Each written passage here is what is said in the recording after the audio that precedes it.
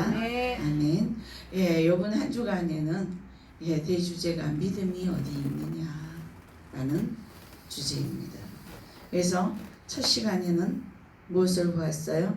믿음의 출발점이 어디서부터 시작이 되느냐라는 말씀을 가지고 오늘 저와 여러분들이 오전에 말씀을 나눴습니다. 믿음의 출발점이 어디서부터 시작된다 그랬어요? 기억하십니까? 못 자라고, 예수 못 자라고 그 뒤에는 어디로 가버렸어? 어? 딱 꼭까지만 지금 딱 하고 예수 그리스도 맞아. 근데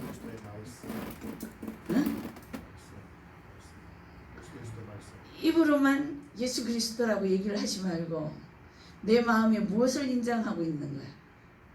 내 심령이 예수 그리스도의 무엇과 무엇을 인정을 하는 자. 그렇지. 예수님은 이 땅에 우리의 몸으로 오셨다는 거, 그것을 인정을 할 수 있어야 돼.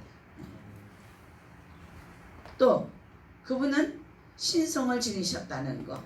네. 이 두 가지가 인정이 내 심령 안에 되어지는 여기서부터 뭐가 믿음의 출발점이 시작된다고 했어요. 요약을 하자면 예수 그리스도이시죠. 근데 우리 지난 주일날 보니까 우리 담임 목사님께서 구원은 어떻게 간다고요? 예수님만. 예수님을 믿으면 됩니다. 맞습니다. 그런데 더 명확하게 뭐라고요? 예수님만 통해서 구원을 받을 수 있다. 아멘. 아멘. 예. 그렇듯이 예수님만 통해서 구원을 받는데 그 예수님이 어떤 분이시라는 걸 내 마음에 믿음으로 와닿아야 돼. 예.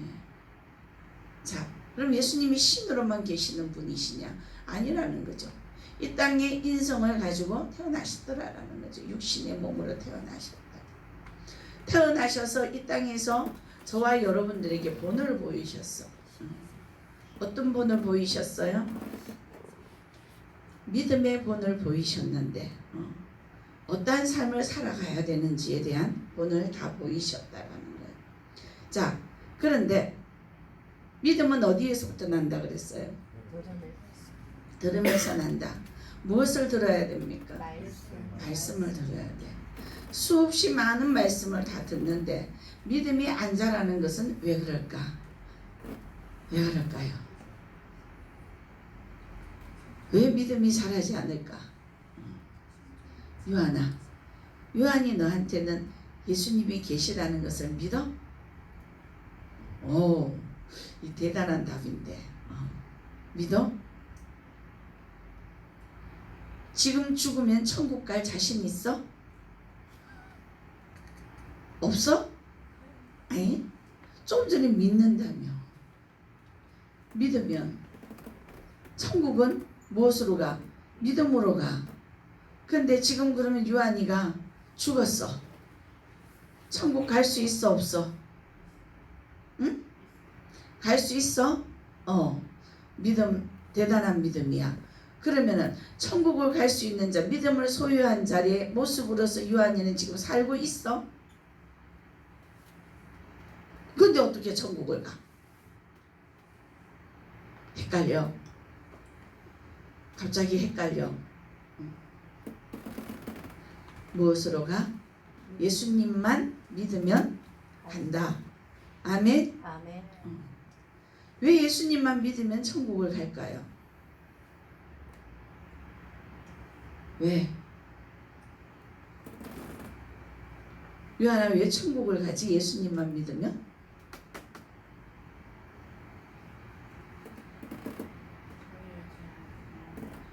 좀 큰 소리로 한번 해봐봐. 우리의 죄를 어떻게? 예수님께서 사해 주셨다. 대신 다 짊어 주셨다. 그럼 요한이 죄를 예수님이 다 짊어지셨어? 대답을 분명하게 하라고. 뭐라 그러는 거야? 아멘? 대단한 믿음이죠. 저와 여러분들이 항시라도 어떤 누구를 만나더라도 질문을 딱 들었을 때에 나는 하나님의 자녀이기 때문에 예수님이 내 죄를 대신 짊어지고 돌아가셨는 그 믿음이 있기 때문에 나는 의인이며 천국의 자녀다라는 이 고백이 날마다 있어야 될 줄로 믿습니다. 아멘. 이 믿음이 출발점이에요.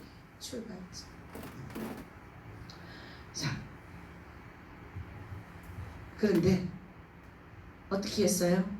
이 믿음의 출발점인데 제자들이 날마다 예수님을 따라다니면서 또 불구하고 풍랑이 이니까 두려워서 예수님을 막 깨웠어.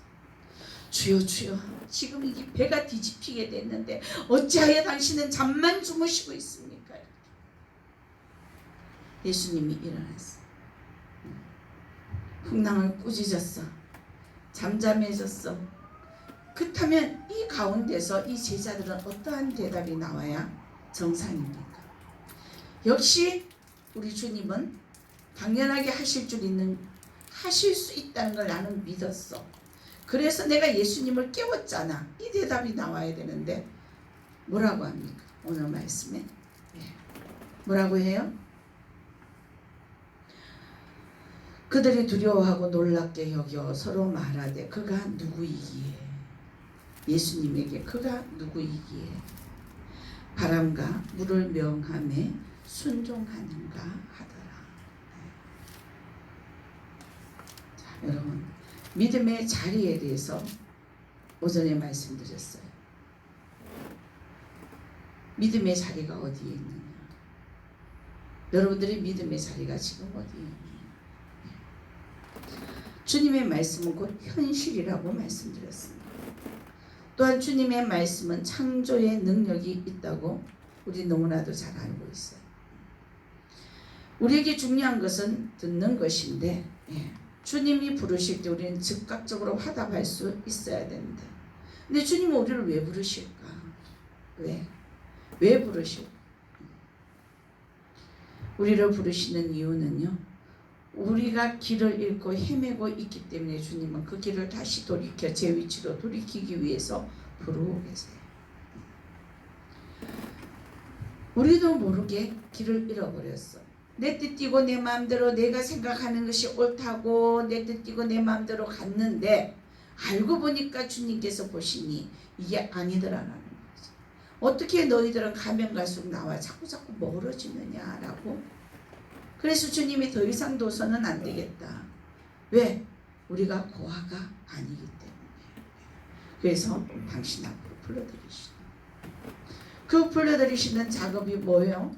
우리 환경 가운데 광야에서 떨자 놓고 그 광야에서 우리로 하여금 주님을 찾을 수밖에 없는 상황을 만들어 가시다. 자, 이 제자들은 지금 주님과 같이 있어요. 주님과 같이 있어. 배에 오를 때에 주님이 같이 올랐단 말이에요. 제자들 옆에 주님이 있단 말입니다. 그런데도 불구하고 이 제자들은 두려워하고 있어. 풍랑이 이니까 두려워하고 있어. 우리는 날마다 주님을 믿는다고 고백을 하면서 주님과 같이 있는다고 고백을 하는데 우리의 삶 가운데서 어떠한 문제가 딱 봉착이 딱 되어지면은 이거 뭐지? 그 문제 앞에 주님은 어디로 가고 없고, 주님 이게 뭐예요? 왜 이런 문제가 일어났어요? 왜 나에게 이런 문제가 일어나요? 말이 안 되잖아요. 내가 지금 주님 앞에 얼마나 헌신을 하고 있고 얼마나 봉사를 하고 있고 시간만 되면 하나님 아버지 앞에 나와서 예배를 드리고 있는데 왜 하필이면 왜 나예요?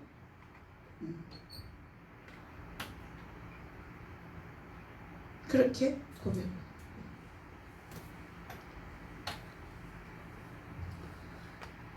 내가 주님을 믿는다고 하지만 그 주님이 나랑 함께 있다는 그것을 우리는 깨닫지 못하더라. 주님의 자리가 어디에 가 있더라? 나와 내가 있는 그 자리에 주님이 없더라라는 거죠. 그러니까 나의 삶에서 어떤 문제가 딱 생기면은 뭔데 이거? 왜?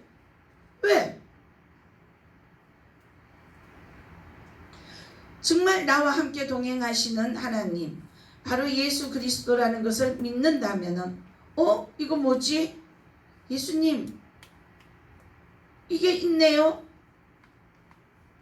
주님 내가 어떻게 할까요? 물어야 돼. 안 물어. 그러면서 내가 어떻게 하나님 아버지 앞에 어떠한 삶을 살고 있는지 아시면서 왜 나에게 원망과 불평이 일어나더라는 거죠. 즉 뭐예요? 내가 주님과 같이 동행하고 있지 않더라. 모든 범사의 여호와를 인정하라. 그리하면 내 길을 지도하시리라. 라는 말씀이 분명히 있는데도 불구하고 함께 있지 아니하니 맡길 수가 없고 인정할 수가 없는 겁니다. 그럼 내 심령 안에 진정된 믿음이 있느냐라는 거죠.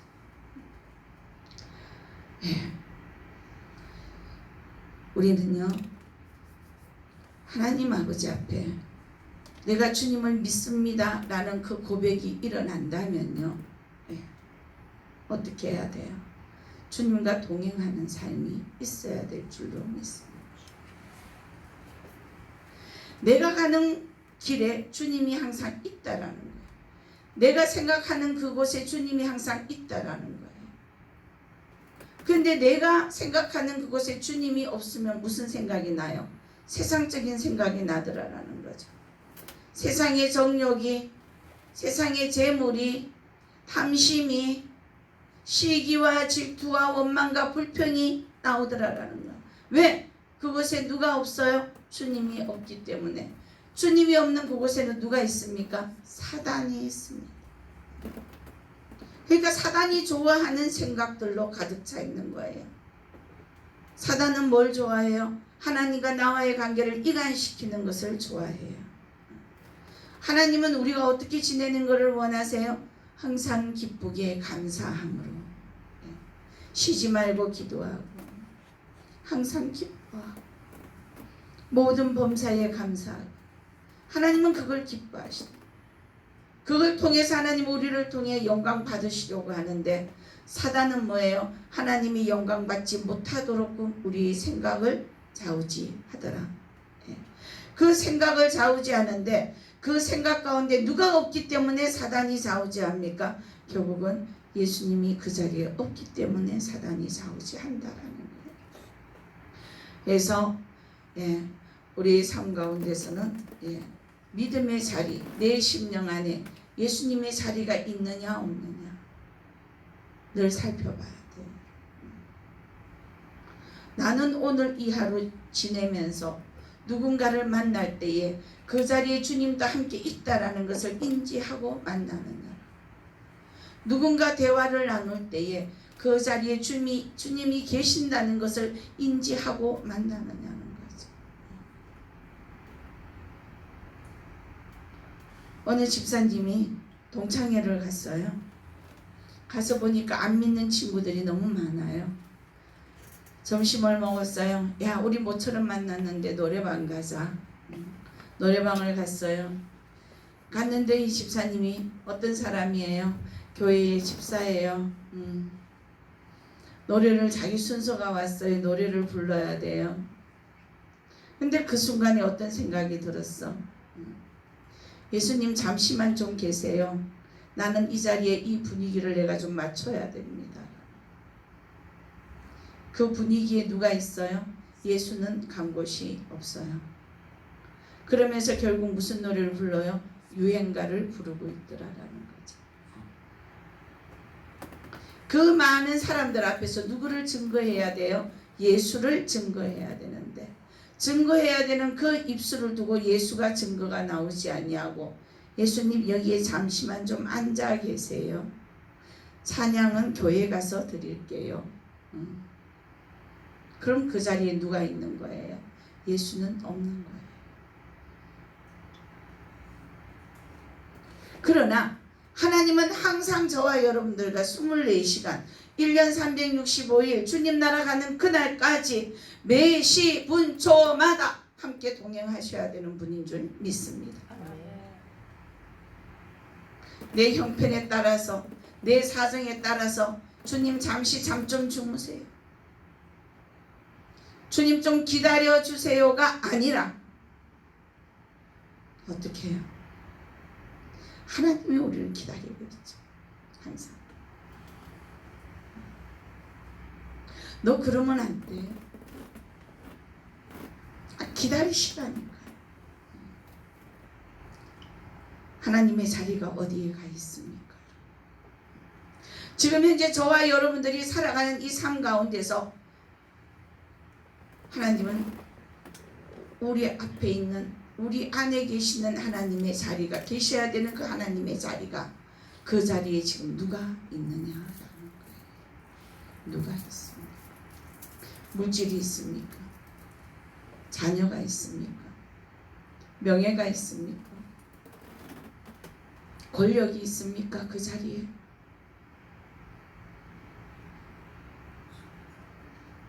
네.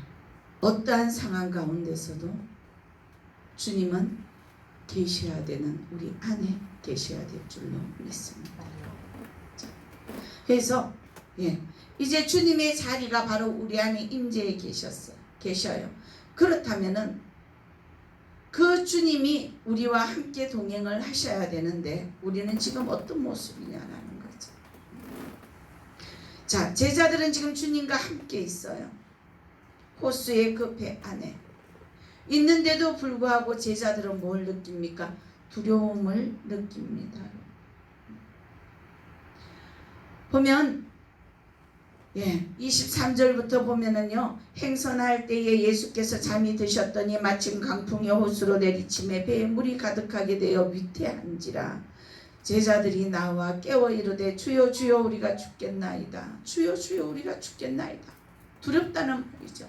배가 뒤집혀져서 물에 빠져서 죽을까봐 두렵다라는 거예요. 누구 앞에서? 주님 앞에서. 저와 여러분들 심령 안에 예수 그리스도가 계신다면은 그러한 두려움도 없어야 돼. 왜? 그분이 해결하실 거니까요. 아멘. 근데 내 안에 예수님이 있다고 하면서 나는 뭐하고 있어? 두려워하고 의심하고 있더라.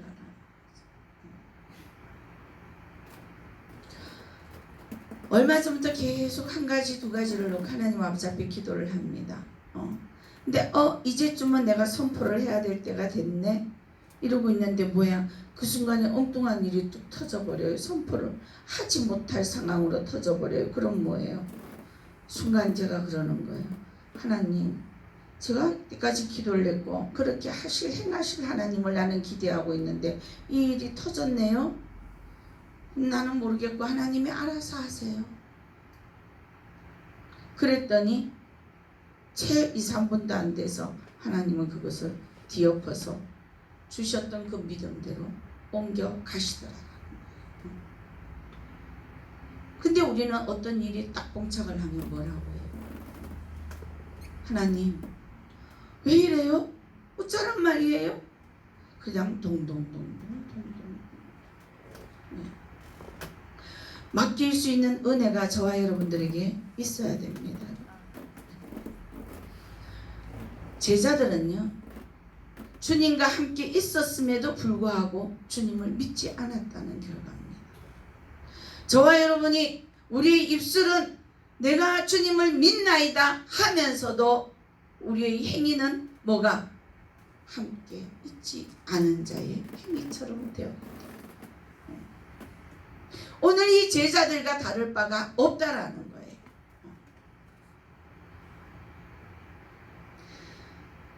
사실 앞에 7장을 보면요, 예수님께서 백부장이 죽은 아들을 살리시고 또한 나인성 과부의 아들을 살리시는 기적에 대해서 나와 있습니다. 제자들이 아직 예수님에 대해서 신뢰가 부족하다고 말하기에는 너무 엄청난 일들을 바로 옆에서 봐왔습니다. 그럼에도 불구하고 그들의 믿음은 온전하지 못했더라. 만약에 주님께서 이 모든 상황을 해결하실 수 있는 분이라는 것을 깨달았다면은 아마 이 제자들은 이 풍랑이 있는 가운데서도 두려움을 느끼지 않았을 것입니다.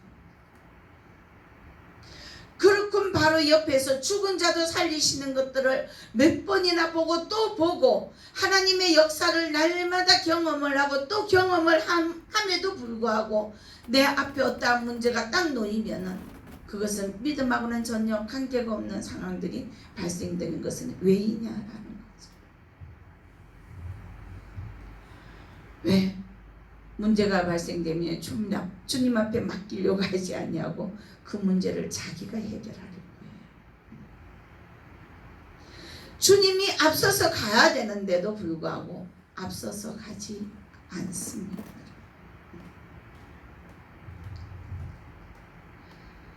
우리가 문제 앞에서 허둥대고 또한 두려워하며 낙심한다면요, 믿지 않는 자들은 저 사람은 하나님을 믿으면 다 된다고 그러면서 저 사람들은 그리스도인인데 왜 저래?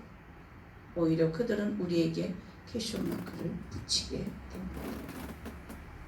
우리의 삶이 믿음이 없는 자들 앞에서 저들은 예수 믿는다면서 왜 저렇게 살아가? 이렇게 퀘스천마크가 붙여지는 삶이 되어서는 안 된다라는 거예요. 안 된다.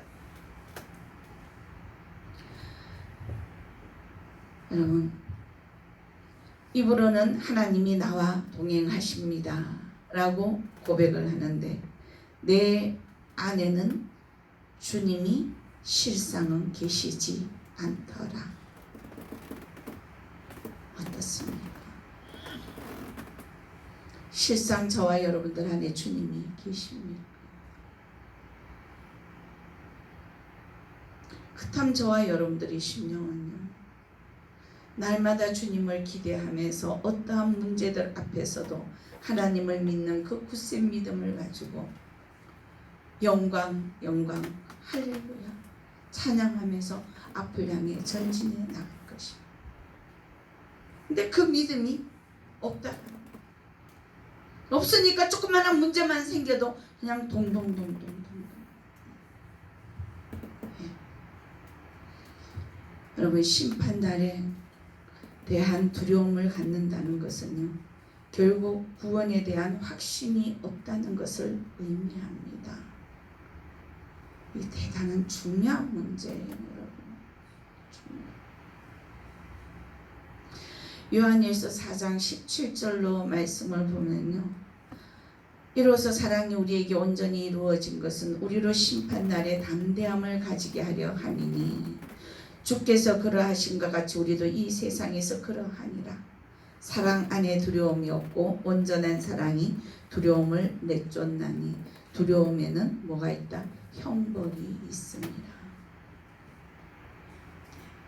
두려워하는 자는 사랑 안에서 온전히 이루지 못하였느니라.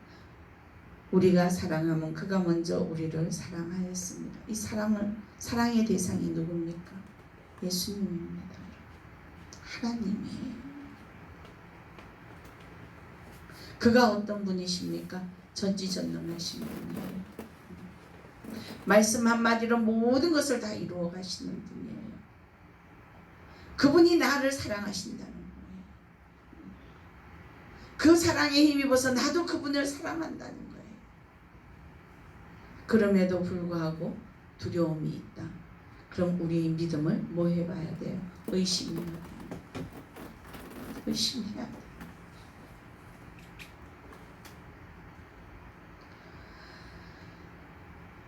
너는 그렇게 신앙생활을 오래 했으면서도 아직도 내가 누군지 모르는, 지금 제자들에게 동일하게 묻고 있어요.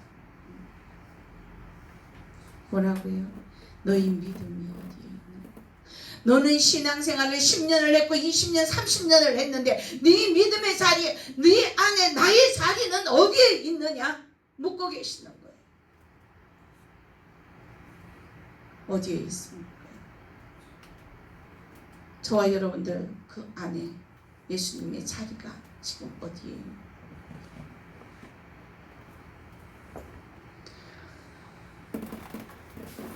네. 제자들에게 이렇게 질문하신 것은요, 바로 지금 이 시대에 살아가는 저와 여러분들에게 예수님은 지금 질문을 띄우고 있습니다. 우리의 문제 앞에 너는 왜 두려워하느냐? 내 자리가 어디에 있느냐? 내가 너의 그 문제를 해결할 건데 너의 그 문제 안에 내 자리가 어디에 있느냐? 라고 묻고 계십니다. 묻고 있습니다.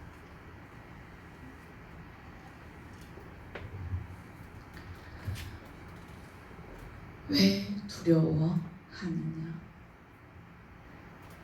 네, 두려움과 믿음의 관계가 뭐예요? 정반대라는 겁니다. 믿음이 있는 자는 두려움이 없더라. 왜 두려움이 있어요? 그 안에 죄가 있기에 두려움이 있더라라는 거예요. 일어나는 그 상황이 하나님이 보시기에 합당하지 않는 일을 내가 해서 일어난 상황이라면 그 일들 가운데 짜증이 나고 원망이 불평이 일어나고 두려움이 나거든. 그러나 내가 어떠한 것을 선택을 했을지라도 하나님의 말씀 안에서 합당한 일을 선택을 했다면 그것은 당연하게 하나님이 해결하실 거예요.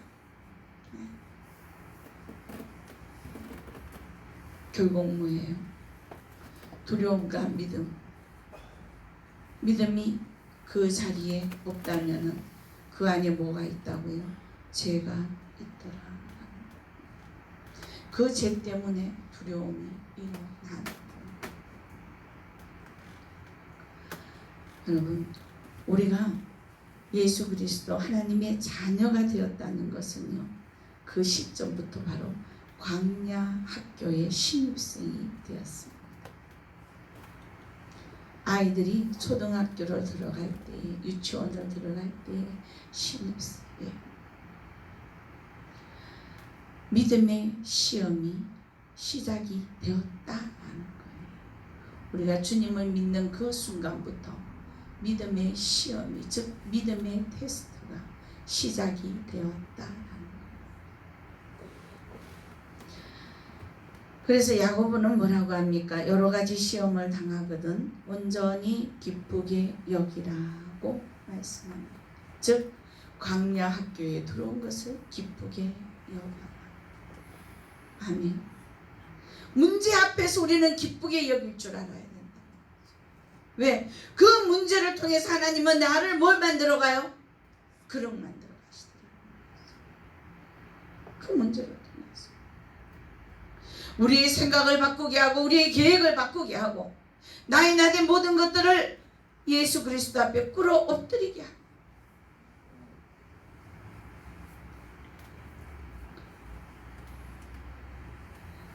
오늘 말씀 가운데 주님이 배에 함께 타고 있으면서도 강풍이 불었다는 것은 믿음으로 주님과 함께 동행한다는 것을 믿을 수 있는, 확신할 수 있는 아주 좋은 기회였습니다. 제자들에게는 엄청난 좋은 기회였습니다.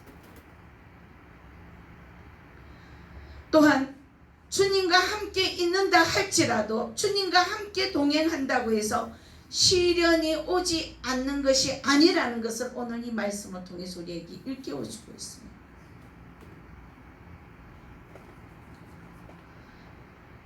그리스도를 위하여 너에게 은혜를 주신 것은 다만 그를 믿을 뿐 아니라 또한 그를 위하여 고난도 받게 하려 함이니라. 아멘. 근데 고난을 다 싫어해요. 왜요? 왜 나에게 이런 고난을 주세요?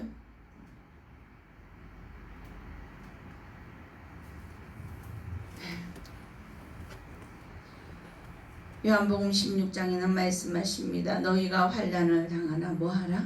담대하라. 담대.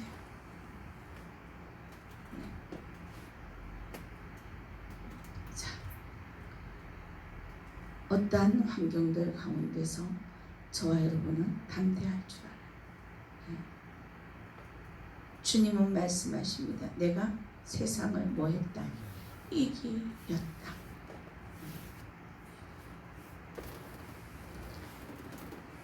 여러분, 바울과 바나바는요 전도 여행을 하면서 각 교회들을 방문을 합니다. 그러면서 그때마다 뭐라고 합니까? 하나님이 여러분을 지켜주십니다. 기뻐하십시오. 축복합니다. 이제 불행은 끝이고 행복 시작입니다. 그렇게 얘기합니까? 아니요. 그렇게 얘기하지 않습니다. 대신 우리가 하나님의 나라에 들어가려면 많은 무엇을 겪어야 한다고요? 환난을 겪어야 합니다. 그럼에도 불구하고 우리의 삶 가운데서 이런저런 환난이 겹치면은 왜? 원망, 불평이 앞서. 우리가 지금 이게 주님의 나라를 들어가기 위해서 이러한 환난을 하나님이 우리에게 겪어야 된다고 말씀하셨어. 주님, 내가 하나님의 자녀임을 이 환난을 통해서 나에게 증거하여 주심을 감사합니다. 이 고백이 나와야 되는데 그 고백은 어느 사이 사라지고 없더라.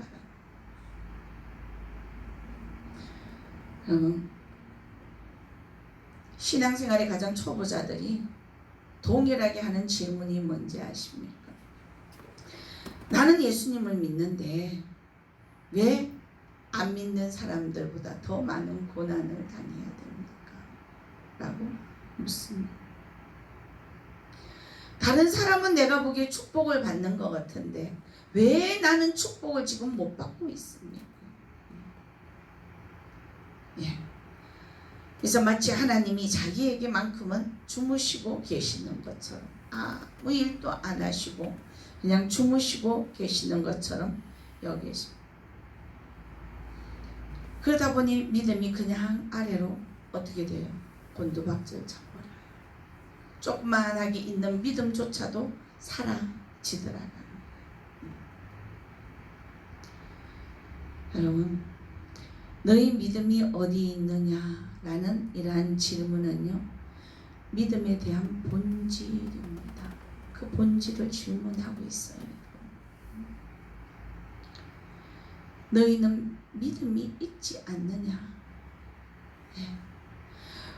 그런데 분명히 있어야 할 믿음이 지금 어디에 있느냐? 어디에 있기에 너는 지금 염려하고 있고 일을 이런 식으로 만들고 있고 너는 왜 이쪽 길로 걸어가느냐 묻고 계시다. 네가 걸어가야 될 그 길이 앞으로 나가야 되는데 너는 어떻게 해서 옆으로 가면서 나와도 멀어지고 있는 거야. 도대체 너가 나에 대한 믿음이 지금 어디에 있느냐 묻고 계시다. 이 질문은요 몇 가지의 의문을 안고 있어요. 첫째는요, 믿음은 여러분 단순한 감정이 아닙니다. 감정을 통해서 믿음이 가져지는 것이 아니다라는 거예요. 어려운 상황이 닥치면은 쉽게 변하는 감정은요 믿음이 될 수 없습니다. 부흥회에 참석하여 잠시 감정이 고조되어서 눈에서 눈물이 흐르고 가슴을 치고 통곡을 하고 아버지 내가 잘못했습니다. 이래서 어땠습니까? 그것이 온전한 믿음이 될 수 없다. 그 감정에서 벗어나면요 바로 예전 모습으로 바로 돌아가요. 진정한 믿음을 가진 하나님의 자녀들은요 어떠한 상황이 닥쳐온다 할지라도 낙담하지 아니하고 오히려 주님 앞에 더 꿇어앉는, 그래서 믿음으로 극복하는 과정을 가게 됩니다. 세상은요 많은 사람들이 행복을 추구합니다. 그러나 그 행복은 말 그대로 행복한 상태만 가능한 행복입니다. 그리스도인의 행복은 불행한 상황 속에서도 뭘 하는 것이라? 기뻐하는 것이라. 기뻐하는 것이라. 자, 믿음은요 단순한 감정이 아니라 지, 정, 의를 포함한 전인격적인 반응을 요구하고 있습니다. 자, 이렇듯 믿음은 단순한 감정으로 되어지는 것이 아니며, 또한 둘째는요, 믿음은 자동적으로 작동되는 것이 아니에요. 우리는 믿음이 마치 무슨 자동 조절 장치처럼, 내가 이렇게 가면 이렇게 가지고 저렇게 가면 저렇게 가지고 조절되는 것으로 착각을 합니다. 어려움이 닥치면 자동적으로 믿음이 반응을 해서 잘 이겨나가겠지라고 착각을 하고 살아가고 있어요. 그러나 믿음은 그렇게 작동하지 않습니다, 여러분. 그래서 믿음에 대한 아주 심각한 오해를 하고 있어요. 여러분, 믿음은 우리가 분명히 알아야 될 것은요, 믿음은 명사가 아니고 동사입니다. 즉 믿음은 행동입니다. 믿음은 행동이에요. 그래서 행함이 없는 믿음은 죽은 믿음이라. 예수님은 물으십니다. 너희 믿음이 어디에 있느냐? 왜 너희 믿음을 사용하여 이 상황에 적응하지 않느냐? 너희 이 환경 가운데서 네 믿음을 사용해서 왜 적용시키지 않느냐라고 제자들에게 지금 말씀하고 있습니다.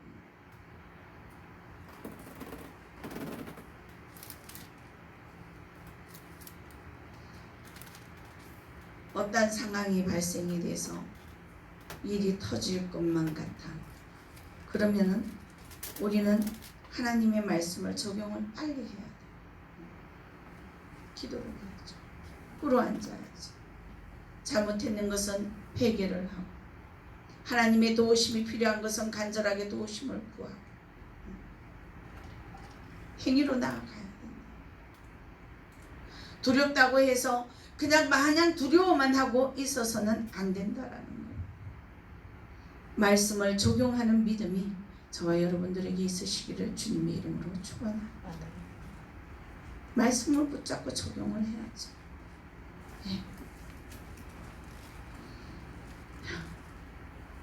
믿음을 적용해야 됩니다. 우리가 불안과 절망, 이런저런 많은 상황에 휩싸여져서 그것의 포로가 되어지는 것이 아니라 하나님의 말씀으로 선포하고 자유함을 얻어야 된다.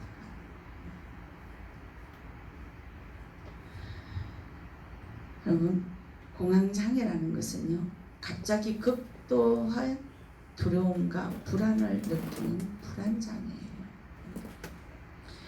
공황장애에 걸리면은 정도에 따라서 다르지만 대부분 다 심한 불안감, 초조감, 심하면은 아무 일도 없는데도 불구하고 마음에서 죽을 것만 같은, 숨을 못 쉬어서 죽을 것만 같은 공포까지 느낍니다. 또한 숨은 분명히 제대로 쉬고 있는데 호흡 곤란 증상이 막 일어나는 것 같아요. 숨을 못 쉬는 것 같은 거예요. 숨을 못 쉬어서 곧 쓰러져서 죽을 것만 같은 거예요. 어지러움 등의 신체 증상을 느끼기도 합니다. 이러한 공황장애를 극복하기 위해서 많은 사람들이 심리 상담과 또한 약물 치료를 합니다. 그러나 믿음은요, 공황장애에 빠진 상태를 벗어날 수 있도록 하나님의 말씀으로 되돌아가야 됩니다. 공황장애 자체를요, 해치고 하나님 말씀을 들고 앞을 향해 전진해 나갈 때에 이 공황장애에서 벗어난다.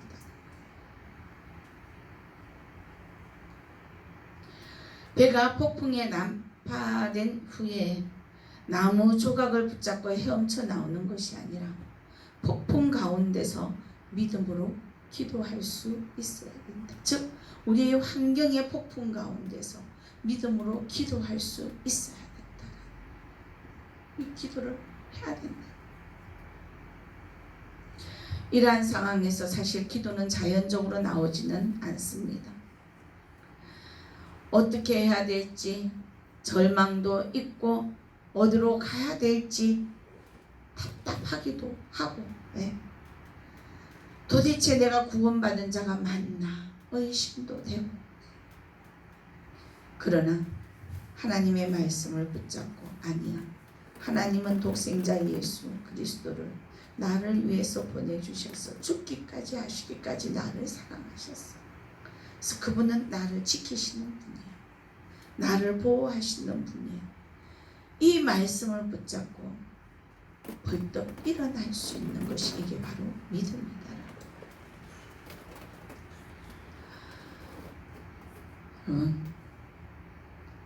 마지막으로요, 믿음은 크기가 아닙니다.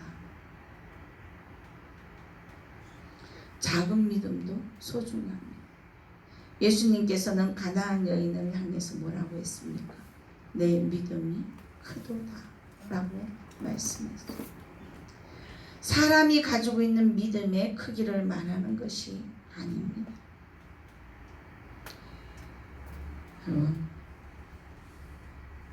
하나님을 믿는다는 것은 내가 말씀을 들음으로 믿음이 생겨날 때에 그 믿음이 생겨나는 그 자리에 예수 그리스도가 그 자리에 있다는 거예요.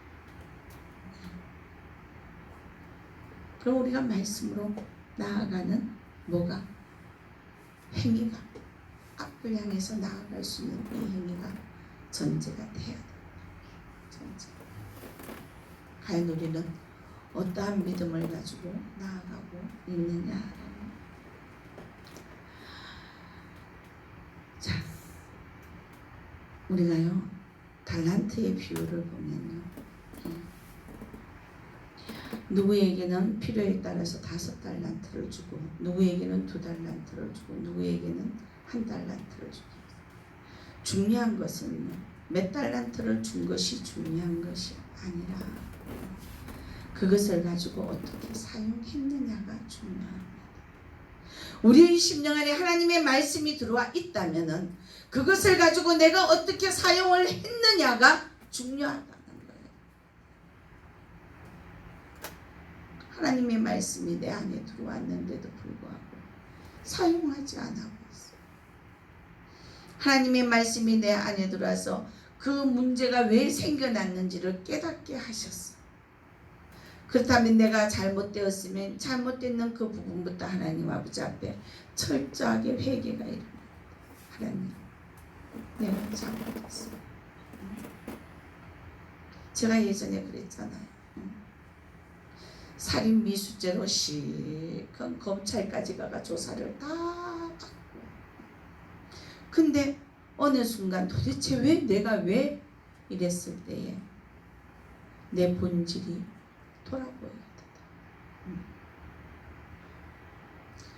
그 사람이 나에게 뭘 물었다고요? 예수님이 정말 부활하신다.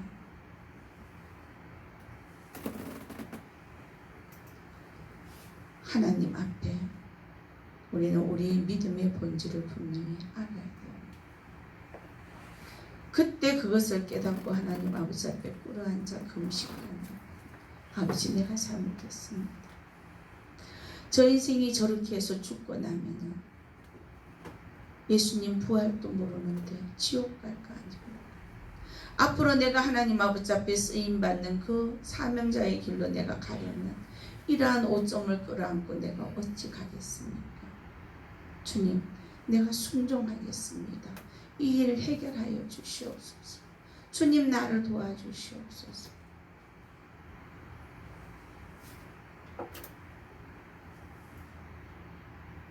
저가 예수를 알아야 이 땅에 살면서 모질게 저렇게 사는데 죽어서라도 주님 나라 가야 되지 않습니까? 저에게 복음을 들을 수 있는 기회를 열어주시옵소서. 내가 전하지 못했나이다. 주님 나를 용서해 주시옵소서. 그러고 나니까 하나님이 어떻게 하더라? 그가 의식이 돌아오는 은혜를 주십니다. 하나님이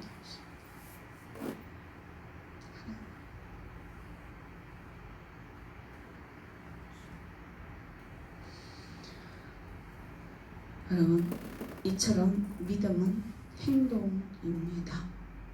행동으로 옮길 수 있어야 됩니다. 돌아오되 확실하게 돌아와야 돼요. 잘못된 길로 갔다 하면 확실하게 내가 등록금을 얼마를 치르더라도 그것은 내가 잘못했는 그 등록금 값을 치른 죄의 대가라고 생각을 하고 알겠습니다. 내가 생각하지 않아야 될 것을 생각했고 내가 가지 않아야 되는 길을 갔습니다. 주님 나를 용서하여 주시옵소서. 선하신 방법대로 인도하여 주시옵소서. 고백을 할 때에 주님은 막혀있는 모든 것들을 그때서부터 뚫고 가십니다. 이게 하나님의 방법입니다. 제자들이 비록 두려움에 있었지만 그래도 예수님을 의지했다는 것을 알고 있습니다. 왜? 깨웠잖아요. 예수님을 깨웠잖아요. 그들에게는 그 예수님이라도 깨우자라는 그 작은 믿음이 그들에게 있었다는 거죠.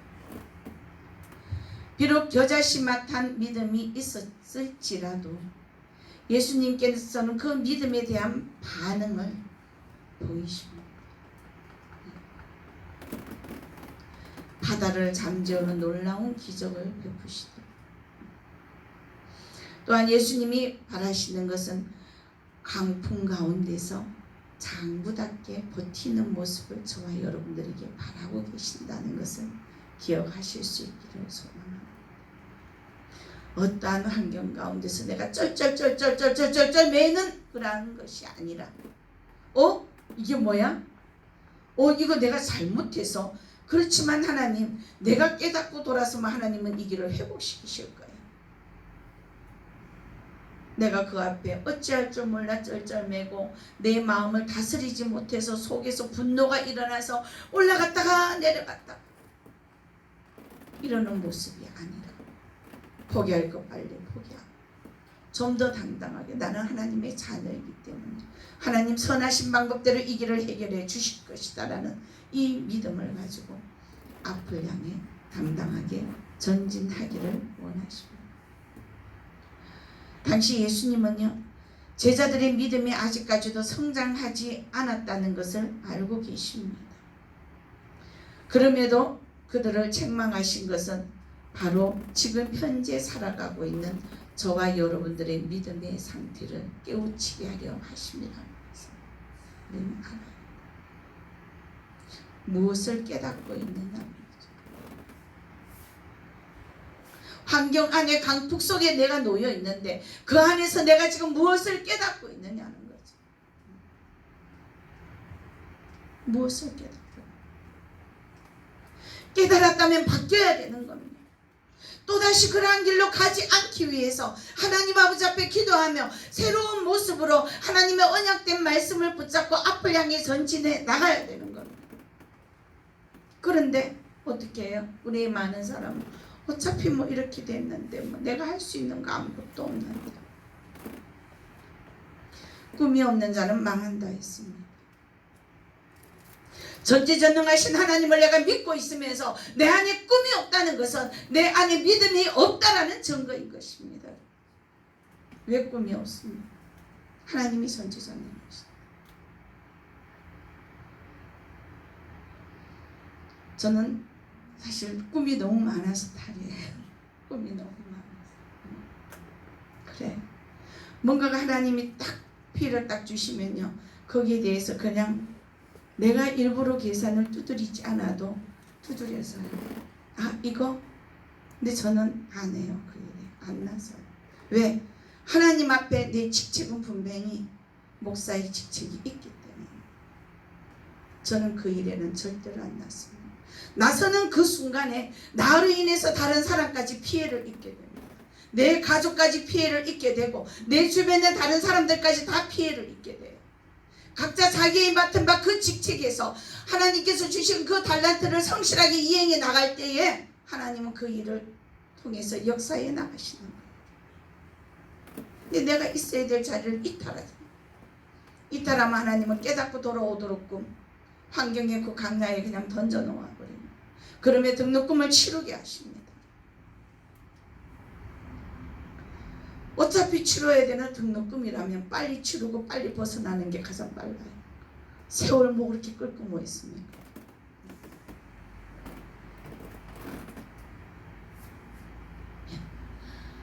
환경 가운데서 믿음을 가지고 앞을 향해 전진할 수 있기를 원합니다.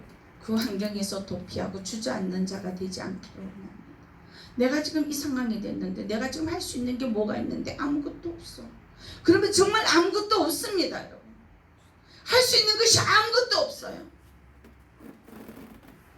내가 비록 뭔가가 제대로 서 있지 못해서 엉뚱한 어떠한 일들이 일어났다고 손치더라도, 그러나 이제 내가 깨닫고 하나님 아버지 앞에 바로 섰다면은 하나님 앞에서 다시 한 번 더 내 꿈을 꿔야 되는 거예요. 그 꿈을 향해서 전진해 나갈 때에 내가 나가는 것이 아니라 그 앞에 전진해 나가는 그 길에 누가 먼저 나가 주십니까? 하나님께서 임마누엘 하나님 나가 주시는 거예요. 내가 하려고 하니까 뭐예요? 나는 이것도 없고 저것도 없고 이것도 안 되고 저것도 안 돼. 내가 할 수 있는 거 아무것도 없어.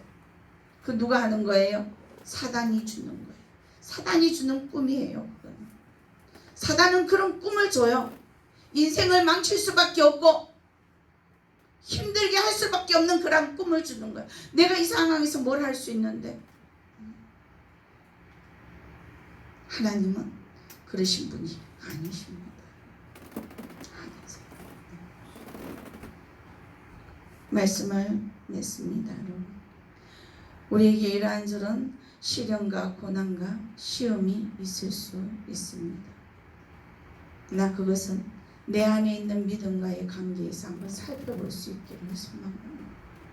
내 안에 진정 예수가 계시고 그 예수님이 어떠한 시험을 두려워하시는 분이 아니다라는 거죠. 환경을 두려워하시는 분이 아니라라는 거예요. 해치고 나가시는 분입니다. 풍랑을 잔잔케 하시는 분이십니다.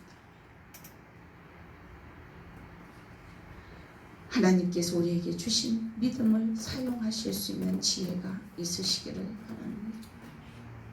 겨자씨와 같은 믿음일지라도 마치 주무시는 것처럼 보이는 하나님 향해서라도, 하나님이 도대체 지금 나와 함께 동행하고 있어?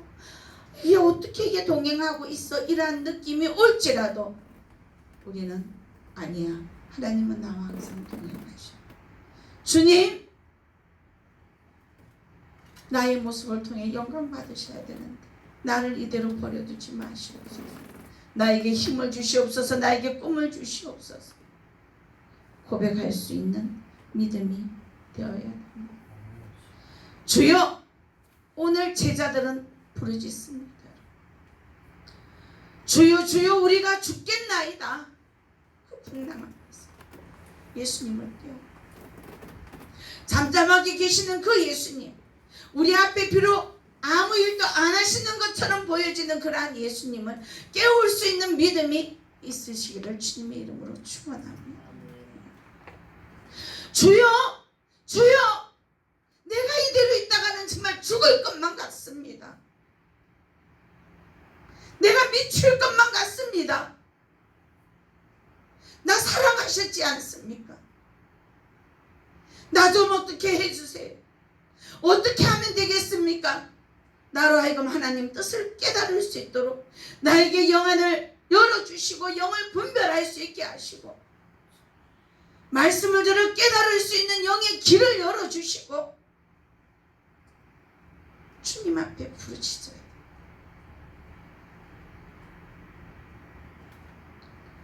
담대하게 선포할 수 있기를 원합니다. 내가 믿는 예수 그리스도의 이름으로 명하노니, 예수 이름으로 내가 명하노니, 내 앞에 놓여있는 이 강풍들은 지금 바로 이 시간 멎을지어다 선포할 수 있어요. 선포할 수 있어요.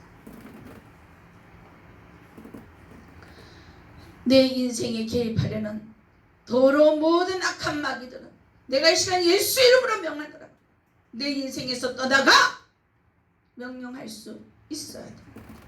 이게 바로 내 안에 있어야 되는 예수님이 계시다는 증거입니다. 이 선포가 나오지 않는다면 내 안에 예수가 어느 자리에 있는지 한번 살펴봐야 됩니다.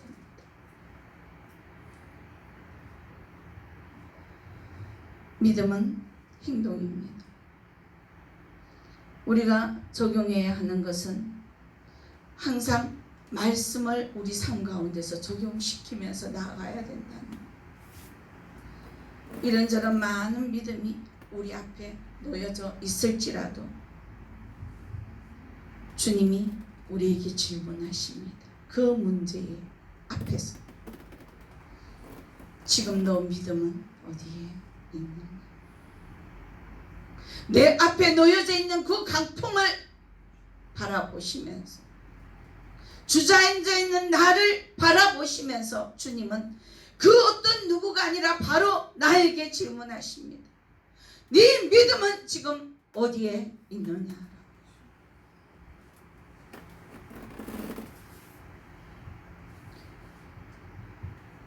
주님의 음성 기억하실 수 있기를 소망합니다. 믿음대로 된다고 했습니다.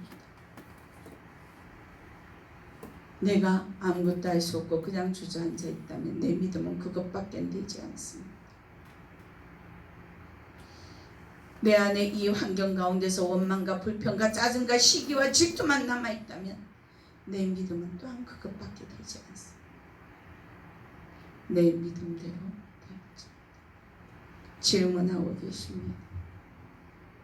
사랑하는 내 아들아, 사랑하는 내 딸아, 지금 네 믿음은 어디에 있느냐? 그 믿음에 하나님 앞에 명확하게 답을 할 수 있는 저와 여러분들이 되시기를 주님의 이름으로 축원합니다. 기도합니다. 하나님,